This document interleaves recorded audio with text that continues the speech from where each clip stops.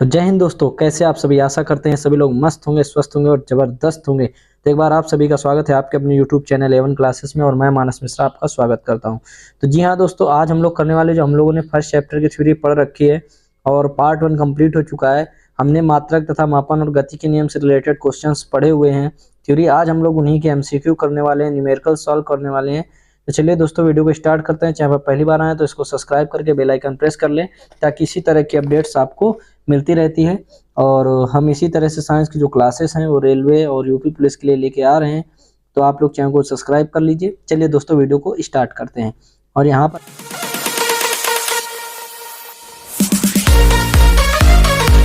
पर हमारा पहला प्रश्न है कि ऋणात्मक त्वरण किसके विपरीत होता है।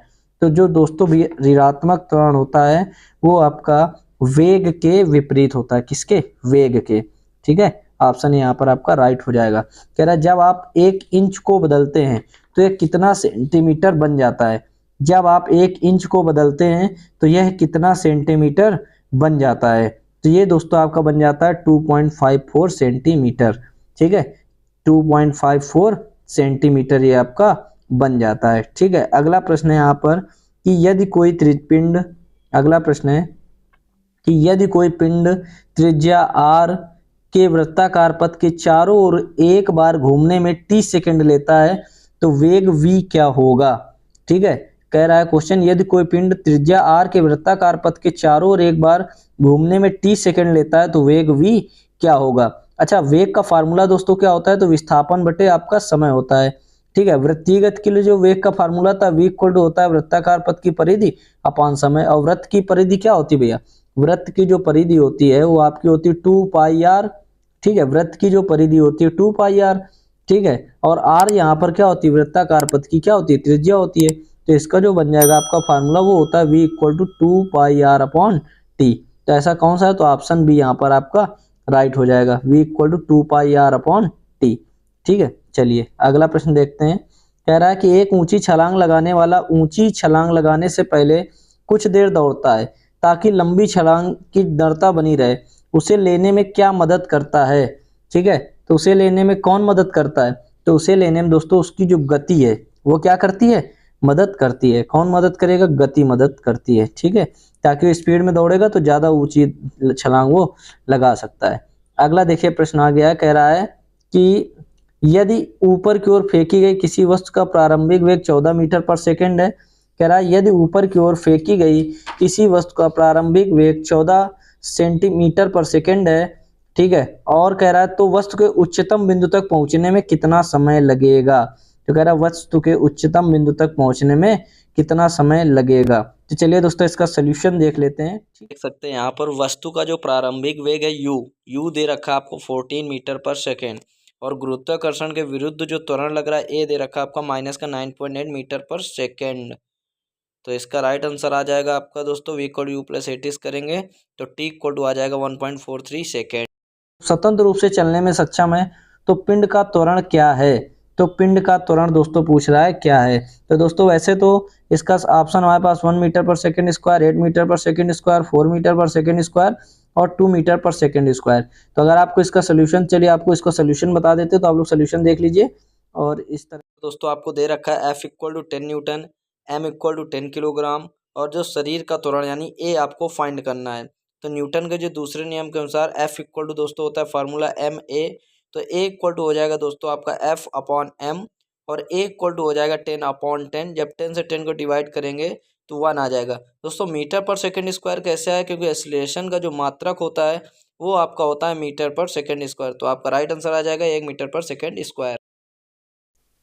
आइए अगला 7वां नंबर क्वेश्चन है कि 2 किलोग्राम द्रव्यमान का एक पिंड 20 मीटर पर सेकंड के प्रारंभिक वेग से ऊपर की ओर फेंका जाता है तो 2 सेकंड बाद इसकी गतिज ऊर्जा क्या होगी। ठीक है, तो चलिए सोल्यूशन इसका भी देख लीजिए आप लोग।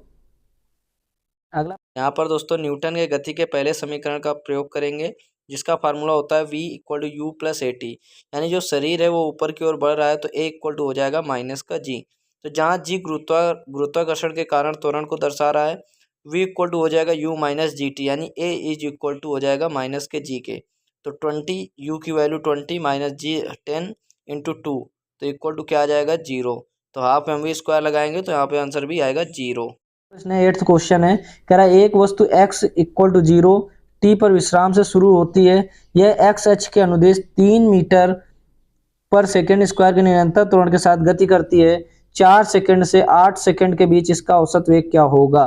तो चलिए दोस्तों इसका भी सोल्यूशन देख लीजिए जिससे आपको चीजें क्लियर हो जाएंगी। टी दे रखा आपको 8 सेकंड माइनस 4 सेकंड करेंगे तो आपका 4 सेकंड आ जाएगा। प्रारंभिक वेग u इक्वल टू 0 हो जाएगा आपका, और त्वरण a इक्वल टू 3 मीटर पर सेकंड स्क्वायर दे रखा है। v यानी अंतिम वेग हो जाएगा। तो यहाँ पर गति का पहला समीकरण होता है v equal to u plus a t. v रखेंगे, v इक्वल टू यू 0 है, प्लस a दे रखा है 3 और t दे रखा है आपका 4। तो यहाँ से आपका निकल के आ जाएगा v 12 मीटर पर सेकेंड। जब गति का दूसरा समीकरण s इक्वल टू होता है you t plus half a t square. ठीक है, यहाँ पर जो u होगा वो आपका 0 हो जाएगा। ठीक है, और लेकिन u t इक्वल टू 4 पर 12 मीटर पर सेकंड दे रखा है, और जो s है वो 12 इंटू 4 दे रखा है। तो यानी फार्मूला जब लगा देंगे s equal to u t plus half a t square, तो यहाँ पर यू टी की जगह आ जाएगा आपका 12 इंटू 4 प्लस 1/2, ए की जगह 3 टी स्क्वायर यानी 4 इंटू 4।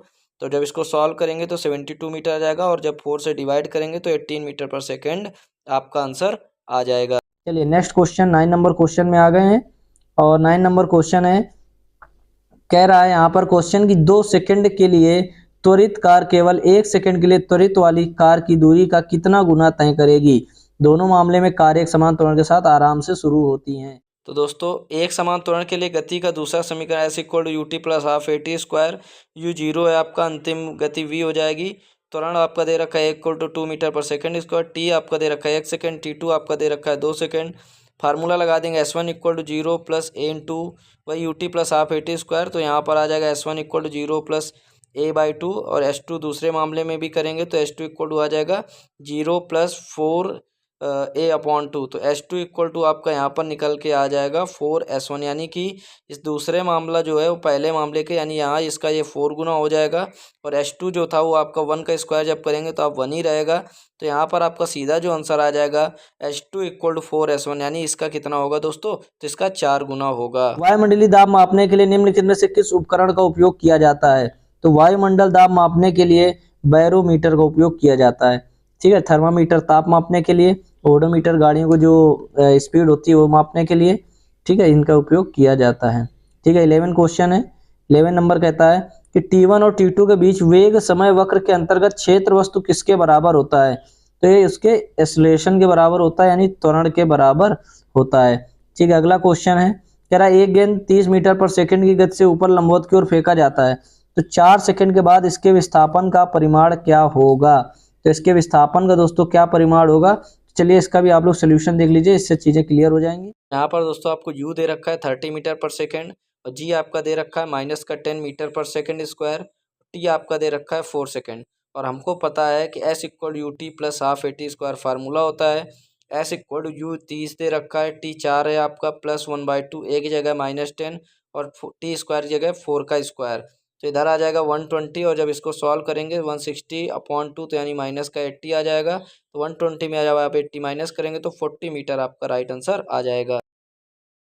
अगला क्वेश्चन है कि जब किसी कार की गति को दोगुनी कर देते हैं, जब किसी कार की गति को दोगुनी कर देते हैं तो उसे रोकने में कितना गुना अधिक दूरी लगती है। तो उसे रोकने में कितना अधिक गुना दूरी लगती है। ठीक है, चलिए इसका भी आप लोग सोल्यूशन देख लीजिए, जिससे यहाँ से आपको आधी चीजें यहाँ से क्लियर हो जाएंगी। ठीक है, तो भाई दोस्तों जब कार का जो प्रारंभिक वेग u और अंतिम वेग v होगा, v इक्वल टू 0 हो जाएगा जब वाहन रुकेगा। और गति का जो तीसरा समीकरण होता है v square minus u square equal to 2as होता है। v की वैल्यू 0 रख देंगे तो 0 minus u square equal to 2as। तो s1 इक्वल टू आ जाएगा माइनस का यू स्क्वायर अपॉन 2a। अब प्रारंभिक वेग दोगुना हो जाएगा तो u1 इक्वल टू आपका 2u हो जाएगा। तो पहले मामले के लिए v स्क्वायर माइनस यू1 स्क्वायर इक्वल टू 2a/s2 हो जाएगा।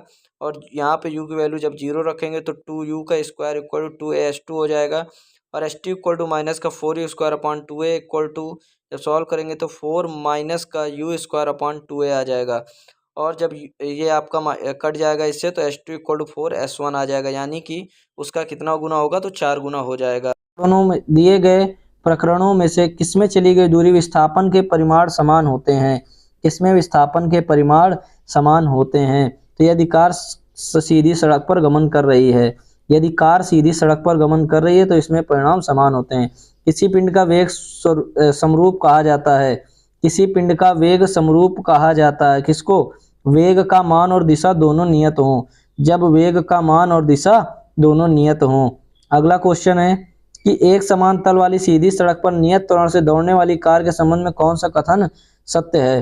जिसमें से कार का जो वेग है वो निरंतर बदल रहा है, ये आपका कथन सत्य है।